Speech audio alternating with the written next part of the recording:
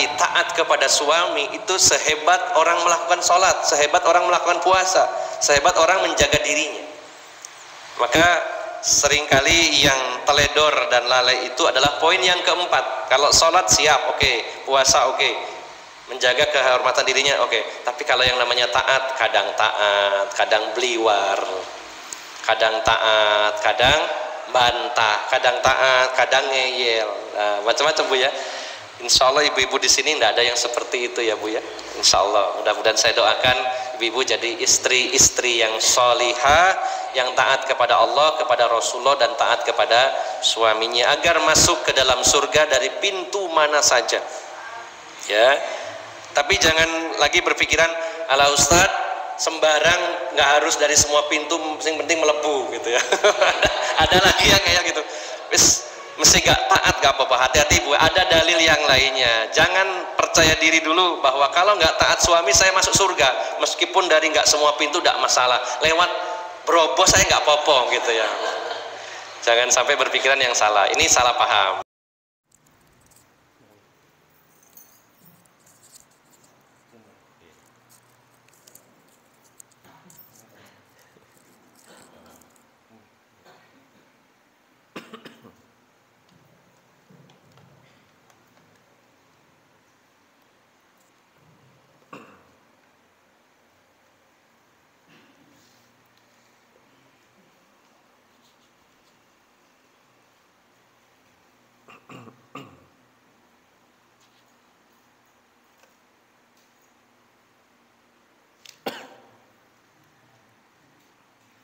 Bismillahirrahmanirrahim. Assalamualaikum warahmatullahi wabarakatuh. Alhamdulillahilladzi arsala rasulahu bil huda wa dinil haqq liyuzhirahu 'alad dini kullihi walau karihal musyrikun. Wa ashhadu an la ilaha illallah wahdahu la syarika lah. Wa ashhadu anna Muhammadan abduhu wa rasuluhu la nabiyya ba'dah. Allahumma salli wa sallim wa barik ala nabiyyina Muhammadin wa ala alihi wa sahbihi ajma'in. Wa qala Allah ta'ala fi kitabihil karim, ya ayyuhalladzina amanu taqullaha haqqa tuqatih wa la tamutunna illa wa antum muslimun, amma ba'd. Para alim ulama, para ustadz, para sesepuh yang senantiasa saya hormati, bapak-bapak dan ibu-ibu, saudara-saudari jamaah Masjid Al-Hidayah yang dirahmati Allah Subhanahu wa Ta'ala. Marilah kita senantiasa memanjatkan rasa syukur kehadirat Allah Subhanahu wa Ta'ala. Pada pagi hari ini kita dikumpulkan oleh Allah Subhanahu wa Ta'ala di dalam majelis yang mulia, di dalam majelis yang penuh kebaikan, di dalam majelis yang dibarokahi oleh Allah Subhanahu wa Ta'ala.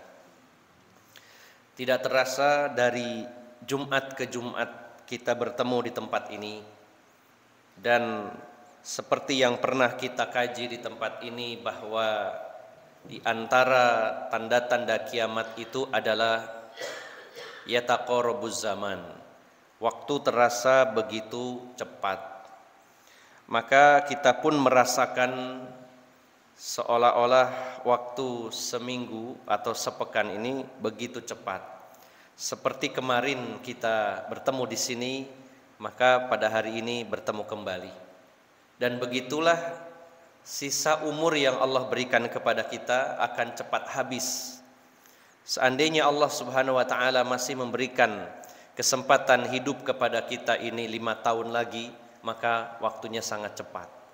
Setiap pekan terus berkurang, dan semakin dekat dengan kematian, semakin dekat dengan kampung akhirat, dan secara perlahan dunia pun akan kita tinggalkan.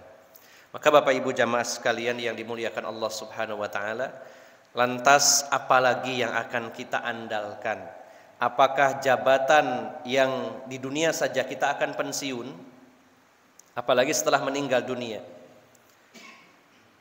Apakah juga harta yang kita kumpulkan siang malam dengan sibuk, yang sebentar lagi juga akan kita tinggalkan, bahkan bisa jadi dia hilang saat kita masih hidup. Maka tentu bagi seorang mukmin harus selalu sadar bahwa yang akan kekal dan dibawa menghadap Allah Subhanahu wa taala adalah amal-amal soleh kita. Maka orang yang cerdas, sebagaimana Rasul menyatakan kenapa disebut al-kayyis, orang yang jenius dan cerdas, yaitu orang yang selalu mengingat kematian lalu dia mempersiapkannya. Karena memang dia paham, dia tahu bahwa dia akan meninggal dunia, dia akan meninggalkan semuanya dan akan membawa sesuatu yang diandalkan di hadapan Allah, yaitu amal-amal solihnya. Maka dikatakan orang cerdas karena dia lebih memfokuskan diri, mempersiapkan untuk kehidupan yang sebenarnya. Memfokuskan diri, memprioritaskan sesuatu yang akan dihadapinya, bukan yang ditinggalkannya.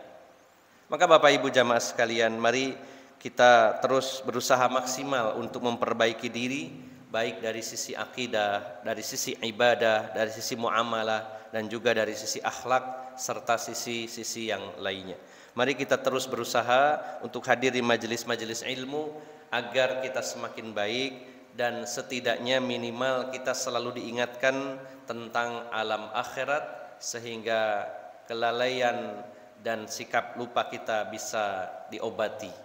Bapak Ibu jamaah sekalian yang dimuliakan Allah Subhanahu wa taala, kita akan masuk kepada materi dalam kitab Al-Wajiz, yaitu kitab Al-Wajiz fi fiqhis sunnah wal kitabil ajiz.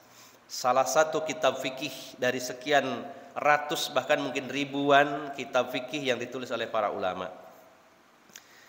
Yang perlu kita pahami bersama bahwa masalah-masalah fikih umumnya adalah masalah-masalah furu'iyah, masalah-masalah cabang-cabang agama. Sehingga di dalamnya terdapat banyak sekali ikhtilaf yang bernama ikhtilaf tanawu, perbedaan yang sifatnya variatif. Ada perbedaan itu yang sifatnya kontradiksi, ikhtilaf tadad, itu perbedaan yang sifatnya kontradiksi, hanya satu yang benar yang lain salah. Itu ada memang dalam masalah-masalah usuluddin, dalam masalah-masalah pokok agama. Tentu kita harus memilih salah satu dan meninggalkan yang lainnya. Sebagaimana dalam masalah akidah, bagaimana orang-orang Syiah yang mengkafirkan sebagian besar para sahabat, sementara Ahlus Sunnah memuliakan para sahabat. Dan itu tidak akan pernah bisa dipertemukan, tidak pernah akan bisa disatukan antara orang yang mengkafirkan, membenci dengan orang yang menghormati, memuliakan dan mencintai. Maka kita harus bersikap pilih satu, yang lainnya dibuang. Adapun kalau ikhtilaf tanawu, perbedaan yang sifatnya variatif, biasanya pada bab-bab fikih, di mana banyak pendapat dari para ulama, terutama dari ulama madhab Hanafi, Maliki, Syafi'i dan Hambali. Maka ini adalah perbedaan yang sifatnya variatif. Kita berusaha pendapat yang paling kuat, bukan yang paling enak, bukan yang paling mudah, tapi yang mendekati dalil atau yang setidaknya yang paling kuat. Dan itu sangat mungkin ketika satu saat kita berpendapat dengan satu pendapat, kemudian hari kita bisa berubah dengan pendapat yang lain. Itu hal yang biasa. Dan untuk perbedaan yang variatif, ikhtilaf tanawu ini kita harus betul-betul legowo, harus betul-betul berlapang dada dengan perbedaan itu. Jangan pernah kita merasa saya yang paling benar, yang lain salah. Tapi adalah saya berusaha mencari pendapat yang kuat. Adapun saudara saya berbeda pendapat, monggo, karena masing-masing punya dasar. Inilah perbedaan yang namanya ikhtilaf tanawu, perbedaan yang sifatnya variatif, pilihan-pilihan. Silakan kita memilih pendapat mana yang lebih menenteramkan hati, maka masing-masing ada pertanggungjawabannya di hadapan Allah Subhanahu wa taala. Maka kita mengkaji kitab-kitab para ulama dalam rangka mengungkap dari pendapat-pendapat itu, lalu kita menarik satu kesimpulan, saya ingin mengikuti pendapat yang ini. Dan kalau saudara saya mengambil pendapat yang lain, maka kita hormati, kita memberikan toleransi yang tinggi dengan perbedaan ini. Bapak Ibu jamaah sekalian yang dimuliakan Allah Subhanahu wa taala, kesalahan fatal adalah ketika ada perbedaan yang sifatnya kontradiksi lalu dianggap tidak masalah. Tidak masalah ada orang yang membenci, mengkafirkan para sahabat, toh dia muslim. Ini harus diluruskan. Ya, karena tentu kalau kontradiksi, berlawanan, tidak akan bisa ketemu. Kita pilih kebenaran. Adapun kalau masalah perbedaan yang tanawu, seringkali kesalahannya adalah dibesar-besarkan. Ya. Seolah-olah ini masalah yang pokok, kemudian dibesar-besarkan. Kalau berbeda pendapat dalam masalah fikih, dianggap bukan bagian dari muslim, bukan dari kelompoknya, bukan dari saudaranya. Jadi kebalik, yang kontradiksi ditoleransi, justru yang variatif tidak mau toleran. Pokoknya kalau enggak pendapat ini bukan kelompok saya, itu kelompok sesat, itu aliran yang lain. Ini yang perlu kita luruskan. Maka dalam masalah fikih, dalam masalah-masalah furu'iyah, cabang-cabang agama, kita harus memiliki sikap toleransi. Bapak Ibu jamaah sekalian yang dimuliakan Allah Subhanahu wa taala, kita masuk pada beberapa poin dalam kitab Al-Wajiz, yaitu dalam Kitabus Siyam. Secara khusus ada satu bagian yang membahas tentang puasa. Yang pertama, hukmuhu, hukum puasa Ramadan. Shaumu Ramadhana ruknun min arkanil Islam wa farada min faraidihi. Puasa di bulan suci Ramadan adalah salah satu rukun dari rukun Islam yang 5. Dan salah satu amalan yang hukumnya adalah fardu ain atau wajib bagi setiap individu dari beberapa kewajiban agama.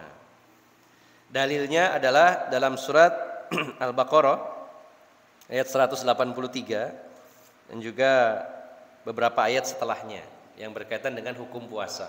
Allah Subhanahu wa taala berfirman, "Ya ayyuhalladzina amanu kutiba alaikumus syiyamu kama kutiba 'alal ladzina min qablikum la'allakum tattaqun." Jelas ada kalimat kutiba, diwajibkan. Wahai orang-orang yang beriman, diwajibkan. Jadi dalam Al-Qur'an maupun di dalam hadis Nabi sallallahu alaihi wasallam, sesuatu yang diwajibkan oleh agama, oleh Allah maupun oleh Rasulullah SAW, ada kalanya dengan fi'il amr, dengan perintah. Misalkan kalimatnya wa aqimus shalah wa atuz zakat, tegakkan salat, tunaikan zakat. Ini berupa kalimat perintah. Maka secara asal hukum dari setiap perintah adalah wajib. Dalam kaidah fikih, nah, ini memang kita ketika belajar tentang kaidah, artinya rumus-rumus, maka kita mudah dalam memahami agama ini. Al-aslu fil amri al-wujub.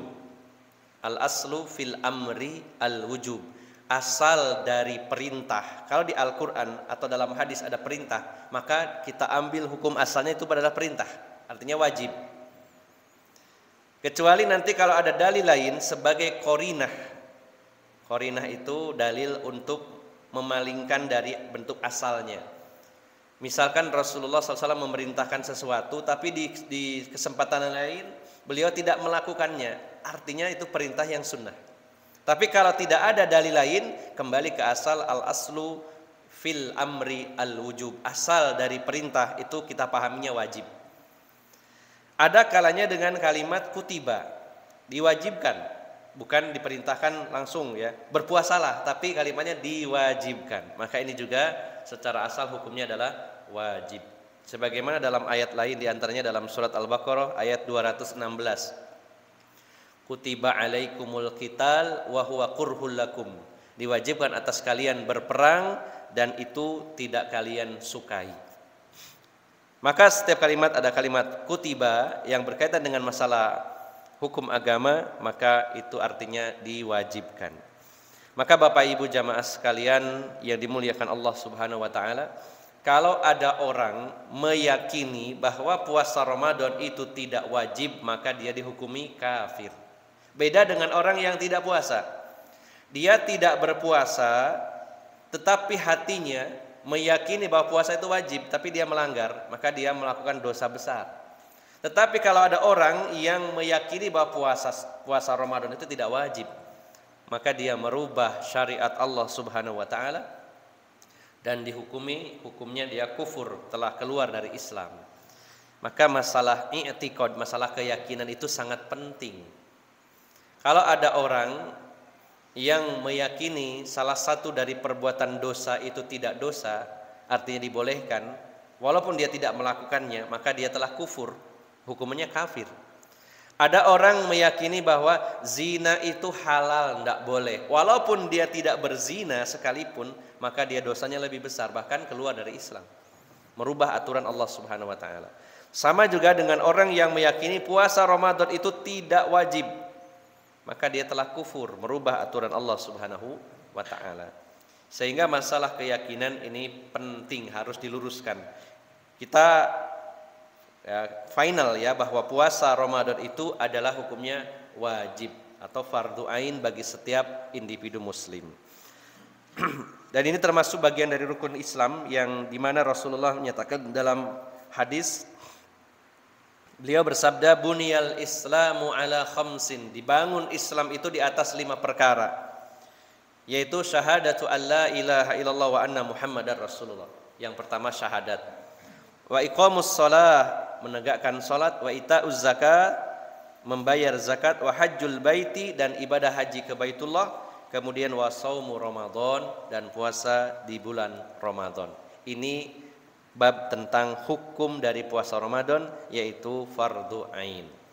Kemudian fadluhu, keutamaan puasa. Sebenarnya bab ini memang bab yang biasa kita bahas, kita dengar, apalagi nanti setelah Ramadan masuk banyak dibahas. Tetapi tidak ada salahnya kita mempelajarinya, membahasnya agar semangat dalam menjalankan ibadah puasa. Di antara keutamaan puasa adalah dalam hadis yang diriwayatkan Bukhari Muslim, Rasulullah sallallahu alaihi wasallam bersabda, "Man shoma Ramadhana imanan wa ihtisaban ghufira lahu ma taqaddama min dzambih." Ada 3 hadis yang diawali dengan kalimat yang dilakukan hanya ada di bulan Ramadan yang mirip kalimatnya. Yang pertama, man shoma Ramadan, siapa yang berpuasa Ramadan. Yang kedua, man qama Ramadan, siapa yang sholat tarawih. Kemudian yang ketiga, man qama lailatul qadri, siapa yang sholat di malam Lailatul Qadar. Dan 3-tiganya hanya aja di bulan Ramadan. Man shoma Ramadan hanya di bulan Ramadan. Man qama Ramadan, ibadah tarawih, walaupun ada sholat tahajud, tapi ini secara khusus qama Ramadan, qiyamu Ramadan, khusus di bulan Ramadan. Dan Lailatul Qadar tentu juga di bulan Ramadan. Barang siapa yang berpuasa Ramadan dengan dasar iman dan mengharap pahala, bukan karena dasar yang lain, iman kepada Allah Subhanahu wa taala, meyakini bahwa ini syariat Allah, ini perintah Allah, lalu berharap pahala dari Allah Subhanahu wa taala, maka Allah akan mengampuni dosanya yang telah lalu. Inilah proses pembakaran dari dosa-dosa kita sampai hangus dan bersih. Karena kata Ramadan artinya membakar, artinya membakar dosa-dosa kita. Maka dengan adanya bulan Ramadan dan ibadah-ibadah di dalamnya, banyak sekali sarana-sarana untuk menghapus dosa-dosa kita kepada Allah Subhanahu wa taala. Kemudian Bapak Ibu jamaah sekalian, di antara keutamaan puasa Ramadan ini yang luar biasa, di dalam hadis yang lain bahwa karena kasih sayang Allah Subhanahu wa taala, apabila seorang mukmin itu berniat melakukan kebaikan, idza hamma ahadukum bi amalin, apabila seseorang itu, atau idza hamma ahadukum bi hasanatin, ada seseorang yang berniat, baru berniat saja dengan amal yang baik, satu amalan, maka Rasulullah menyatakan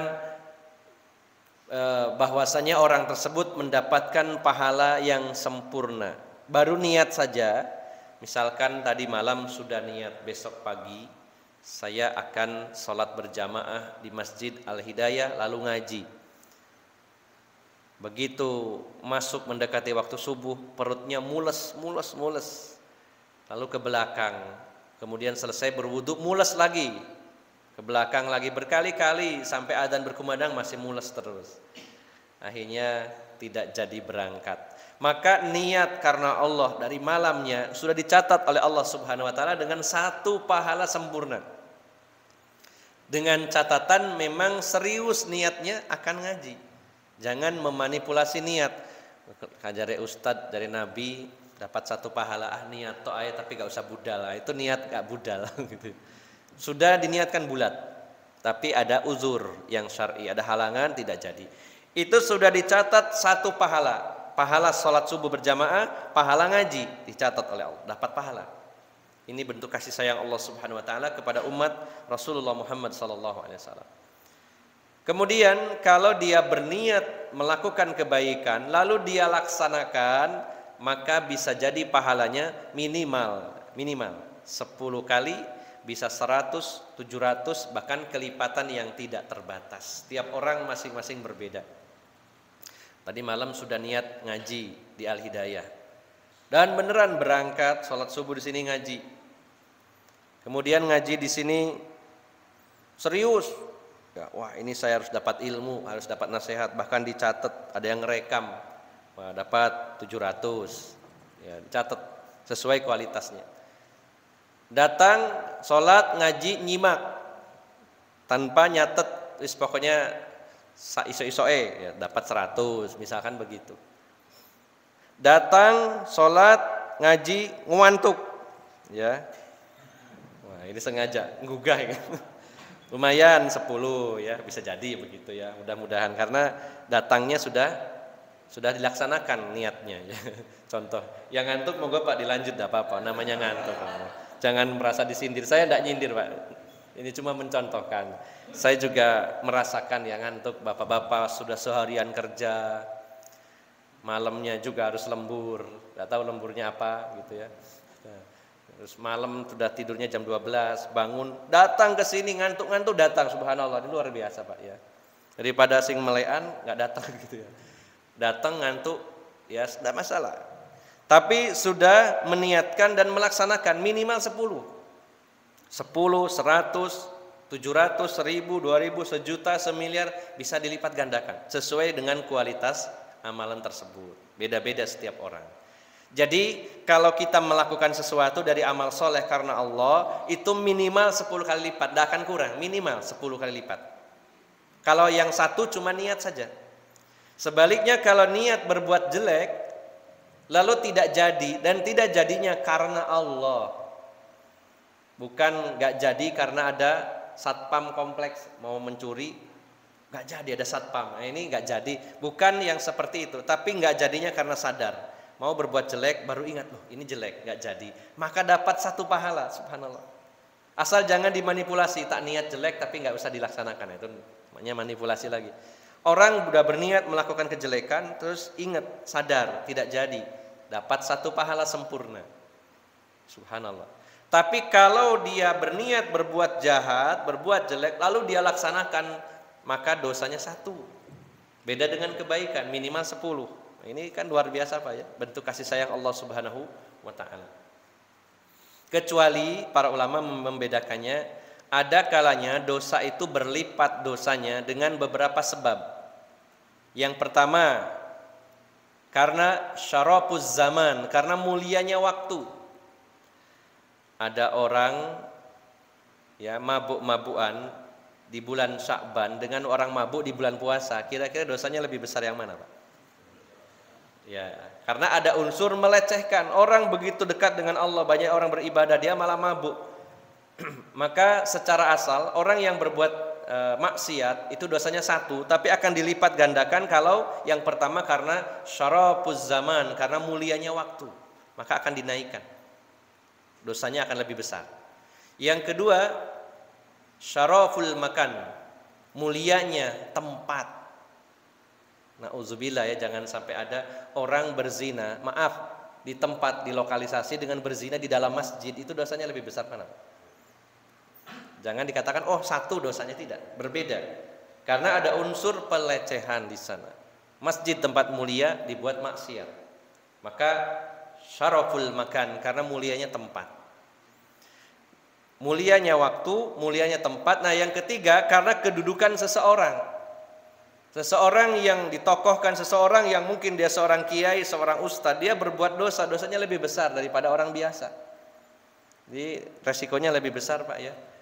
Ada orang awam melakukan maksiat, lalu satunya orang yang alim, orang berilmu, maka dosanya lebih besar yang berilmu. Dia sudah paham masih melanggar saja. Ini yang membedakan. Tapi secara asal, kalau orang berniat berbuat jelek lalu melaksanakannya dapat satu dosa.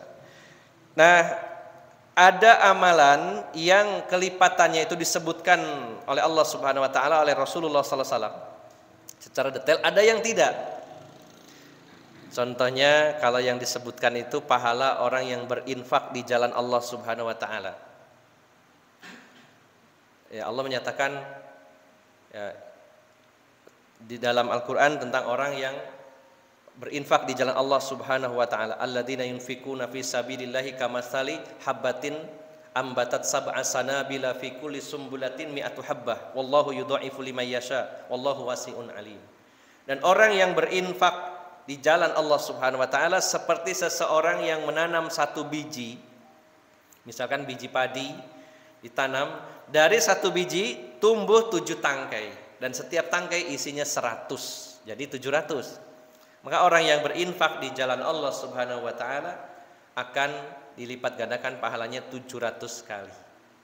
Ada juga amalan yang dilipat gandakan 1 juta kali kebaikan, yaitu doa orang masuk pasar. Nah, ada amalan yang kelipatannya tidak disebutkan, menunjukkan kelipatannya tak terbatas, saking besarnya pahalanya. Apa itu? Yaitu puasa. Sebagaimana Rasulullah sallallahu alaihi wasallam bersabda, ya, qala Allahu azza wa jalla, berfirman Allah Subhanahu wa taala, kullu amali ibni adam lahu ya illa siyam fa innahu li wa ana ajzi bih. Atau dalam hadis yang lain, kullu amal ibni adam falahu hasanah wal hasanatu bi asyri amsalha illa siyam fa innahu li wa ana ajzi bihi. Setiap amalan anak Adam, manusia, baginya 1 kebaikan. 1 kebaikan dilipat gandakan 10, kecuali puasa. Karena dia berpuasa untukku dan aku sendiri yang akan membalasnya. Ini yang perlu dipahami, bahwa para ulama menjelaskan bahwa kalimat ini menunjukkan bahwa puasa itu pahalanya tidak terbatas. Allah sendiri yang akan langsung membalasnya. Siapa yang tidak tergiur dengan amalan yang kelipatannya tidak terbatas. Termasuk ibadah lainnya adalah ibadah hati yang bernama sabar. Orang yang sabar itu pahalanya tidak ada ukurannya. Allah berfirman, innama yuwaffas sabiruna ajrahum bighairi hisab. Allah akan menyempurnakan, membalas pahala orang yang sabar tanpa hisab, tanpa ukuran, bighairi waznin, tidak ada timbangannya, tidak ada ukurannya, tidak terbatas pahalanya. Jadi yang tidak terbatas adalah pahalanya sabar, bukan sabarnya. Sabar setiap orang ada batasannya, masing-masing punya tingkatan. Tapi pahalanya tidak terbatas. Ini diantara keutamaan puasa, pahalanya dilipat gandakan dengan kelipatan yang tidak terbatas, tidak diketahui kecuali oleh Allah Subhanahu wa taala. Kemudian Bapak Ibu jamaah sekalian yang dimuliakan Allah Subhanahu wa taala, Rasulullah juga bersabda, walladzi nafsi Muhammadin biyadihi la khalufu famis saimi atyabu indallahi yaumal qiyamah min rihil bisik. Demi zat yang jiwa Muhammad di tangannya, demi Allah, sungguh aroma mulut orang yang berpuasa lebih baik di sisi Allah pada hari kiamat daripada wanginya minyak kasturi, minyak yang paling wangi. Dan kalau kita garis bawahi, itu indallah, di sisi Allah. Aroma mulut orang yang berpuasa di sisi Allah. Kalau di sisi temannya tetap bau, Pak. Jangan katanya Rasulullah kan lebih wangi tak kei ya. Ya, orang yang berpuasa secara hukum biologis mungkin ya, itu mengalami perubahan-perubahan aroma karena perutnya kosong jadi baunya lebih. Jadi kalau di sisi orang lain, di dekat istrinya, dekat suaminya, itu secara fisik bau, aromanya lebih berbau, aromanya tidak sedap, namanya orang berpuasa. Nah, tetapi di sisi Allah Subhanahu wa taala pada hari kiamat lebih baik dari aroma minyak kasturi, wangi mulut orang yang berpuasa. Ini sebagai balasan aromanya kurang sedap ketika di dunia ini, maka Allah jadikan lebih wangi dari kasturi. Ini diantara keutamaan puasa. Kemudian yang terakhir tentang keutamaan puasa ini, hadis dari Sahal bin Sa'id, yaitu hadis riwayat Bukhari Muslim. Rasulullah sallallahu alaihi wasallam bersabda, "Inna fil jannati baban yuqalu lahu Rayyan, yadkhulu minhu as-sha'imuna yaumal qiyamah, la yadkhulu minhu ahadun ghairuhum. Yuqalu aina as-sha'imun, fayakumuna la yadkhulu minhu ahadun ghairuhum fa idza dakhalu aghlaqa falam yadkhulu minhu ahadun." Di surga itu ada salah satu pintu bernama pintu Rayyan. Masuk ke dalam surga melalui pintu Rayyan itu hanyalah orang-orang yang berpuasa. Dan tidak ada orang lain yang masuk lewat pintu ini kecuali orang-orang yang berpuasa. Maka dikatakan, pintu ini mengatakan ainas shaimun, mana orang-orang yang berpuasa waktu di dunia? Lalu berdirilah orang-orang yang berpuasa dan tidak ada yang masuk melalui pintu tersebut kecuali orang yang berpuasa. Kalau orang-orang yang berpuasa sudah masuk semuanya, akan dikunci pintu itu. Tidak ada jatah bagi orang lain selain orang yang berpuasa secara khusus, yaitu pintu Ar-Rayyan. Ada pintu-pintu yang lain, ada pintu jihad, ada pintu yang lain-lainnya, nama-nama sesuai amalnya. Kecuali bagi para wanita yang punya suami dan dia taat kepada suaminya, maka fasilitas khusus boleh masuk dari pintu manapun yang dia kehendaki. Rasulullah bersabda, "Idza shallatil mar'atu khamsaha wa shamat syahraha wa ahsanat farjaha wa ata'at ba'laha qila laha udkhulil jannati min ayyi abwabi ma syi'ti." Kata Rasulullah, kalau seorang istri, seorang wanita itu sholat 5 waktu, puasa di bulan Ramadan, menjaga kehormatan dirinya dan taat kepada suaminya. Sanggup ya Bu? 4 ya. Sholat 5 waktu, wah lebih semangat dari suaminya. Puasa Ramadan, lah jauh lebih semangat dari suaminya, menjaga kemaluan, menjaga kehormatan dirinya. Tapi ini urusan taat ojo gitu ya. Mosok kudu taat, wong bojoku konco SMA biyen ya opo gitu. Ya. Kadang-kadang gara-gara teman akhirnya menghilangkan ketaatan. Orang sampean biyen iku pas sekolah ngene. Jadi ketundukan istri enggak ada. Bicara taat sebentar, gaji suami saya separuhnya gaji saya, bagaimana saya taat ya. Dan alasan-alasan yang lainnya membantah suaminya. Padahal ini adalah termasuk para ulama menyebutnya mujibatul jannah, perkara yang mewajibkan seseorang masuk surga, diwajibkan masuk surga. Apa itu? Taat kepada suami. Dan Rasulullah sandingkan taat kepada suami dengan sholat, ibadah yang paling mulia. Disandingkan dengan puasa Ramadan yang keutamanya luar biasa. Disandingkan dengan menjaga kehormatan. Kalau disandingkan itu artinya levelnya berdekatan. Berarti taat kepada suami itu sehebat orang melakukan sholat, sehebat orang melakukan puasa, sehebat orang menjaga dirinya. Maka seringkali yang teledor dan lalai itu adalah poin yang keempat. Kalau sholat siap, oke. Puasa oke. Menjaga kehormatan dirinya oke. Tapi kalau yang namanya taat, kadang beliwar. Kadang taat, kadang bantah. Kadang taat, kadang ngeyel. Nah, macam-macam Bu ya. Insya Allah ibu-ibu di sini tidak ada yang seperti itu ya Bu ya. Insya Allah. Mudah-mudahan saya doakan ibu-ibu jadi istri-istri yang sholihah, yang taat kepada Allah, kepada Rasulullah dan taat kepada suaminya agar masuk ke dalam surga dari pintu mana saja. Ya. Tapi jangan lagi berpikiran, ala Ustadz, sembarang, nggak harus dari semua pintu, yang penting melebu gitu ya. ada lagi yang kayak gitu. Mesti nggak taat nggak apa-apa, hati-hati Bu. Ada dalil yang lainnya. Jangan percaya diri dulu bahwa kalau nggak taat suami saya masuk surga, meskipun dari nggak semua pintu nggak masalah. Lewat berobos saya nggak apa-apa gitu ya. Jangan sampai berpikiran yang salah. Ini salah paham ya. Seolah-olah bahwa kalau taat suami pintunya yang mana saja. Berarti kalau nggak taat lah sembarang, pokoknya yang penting bisa masuk. Bukan ya. Pasti ada konsekuensi hukum yang lainnya bagi para istri yang tidak taat kepada suaminya. Kecuali dalam masalah maksiat. La ta'ata li makhluqin fi maksiatil khaliq. Tidak ada ketaatan kepada makhluk dalam rangka bermaksiat. Dalam hadis yang lain, innamat ta'atu fil ma'ruf. Ketaatan hanyalah dalam yang baik-baik saja. Jadi kalau ada perintah yang wajib, suami perintahkan, maka semakin kuat kedudukannya. Suami memerintahkan perkara yang wajib, maka semakin kuat perintah itu. Kalau yang sunnah, suami meminta, maka jadi hukumnya jadi wajib. Perkara yang sunnah, kalau suaminya menyuruh, jadi wajib hukumnya. Bu, sampean sholat sunnah, hukumnya sunnah. Maka kalau suaminya menyuruh, jadi wajib hukumnya. Yang mubah itu boleh dilakukan, boleh ditinggalkan. Kalau suami yang menyuruh, maka jadi wajib.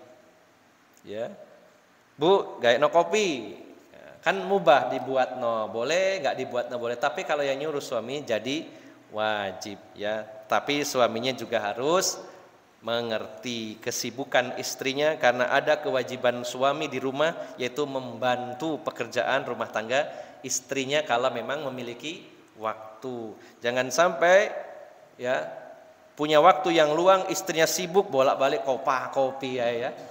Kasihan istrinya ya. Rasulullah sallallahu alaihi wasallam beliau itu menambal dengan benang jahit domdomi, pakaiannya beliau sendiri. Sandalnya putus, beliau sambung sendiri. Beliau juga memerah susu, beliau juga menggiling gandum. Padahal beliau nabi, pemimpin negara, panglima perang. Ya, kesibukannya banyak, istrinya 9, tapi sempat Pak. Panjenengan bojone siji gak kober jarene. Aneh ya gitu ya. Jadi jangan boleh memang ya meminta kepada istrinya, dan itu hukumnya wajib kalau itu hukumnya yang mubah, tapi juga sebagai suami yang baik punya kewajiban membantu pekerjaan rumah tangga istrinya selagi longgar. Ya, selagi longgar. Jangan sampai istrinya pontang-panting, suaminya main game dengan HP-nya. Enak. Nah, itu. Saya ingatkan kepada bapak-bapak supaya gantian gitu Pak, jangan nyemproti ibu-ibu tok ya. Gantian ya. Nah, ini bab puasa tapi jadi rumah tangga ya. Kembali ke tema sedikit lagi, bahwa di antara keutamaan puasa adalah ada satu pintu di mana pintu itu hanya dimasuki orang-orang yang berpuasa saja, yaitu pintu Ar-Rayyan. Ini baru 2 poin Bapak Ibu jamaah sekalian, yaitu hukum puasa yang mana sudah final bahwa hukumnya adalah fardu ain. Yang kedua, keutamaan puasa adalah 1, pahalanya tidak terbatas, hanya Allah yang tahu berapa pahalanya. Yang kedua, kalau berpuasa niatnya karena Allah, karena iman, karena mengharap pahala, maka diampuni dosa-dosa kita. Yang ketiga, aroma mulut orang yang berpuasa di sisi Allah pada hari kiamat lebih baik dari aroma minyak wangi kasturi. Kemudian juga ada satu pintu di dalam surga yang bernama Ar-Rayyan, dan hanya dimasuki oleh orang-orang yang berpuasa. Dan yang jelas masih banyak keutamaan-keutamaan yang lainnya, insya Allah nantinya juga memasuki Ramadan akan disampaikan oleh para dai, para ustadz tentang keutamaan-keutamaan puasa Ramadan. Insya Allah pada pertemuan berikutnya akan kita lanjutkan tentang beberapa hukum lagi, diantaranya ru'yatul hilal, melihat bulan sabit di awal bulan Ramadan dan juga di awal bulan Syawal ya. Kemudian juga siapa yang diwajibkan berpuasa, siapa saja yang diwajibkan berpuasa. Kemudian mana yang lebih utama, berpuasa atau batal kepada orang-orang yang bepergian dan juga orang yang sakit, serta hukum-hukum yang lainnya. Insya Allah pada pertemuan yang lainnya, kalau Allah memberikan umur dan kesempatan, kita akan lanjutkan. Demikian Bapak Ibu jamaah sekalian yang dimuliakan Allah Subhanahu wa taala. Semoga bermanfaat dan semoga kita diberikan pertolongan oleh Allah untuk bisa mengamalkannya. Dan dari awal hingga akhir apabila ada kata-kata yang kurang berkenan, saya mohon maaf yang sebesar-besarnya. Billahi taufiq wal hidayah. Wassalamualaikum warahmatullahi wabarakatuh.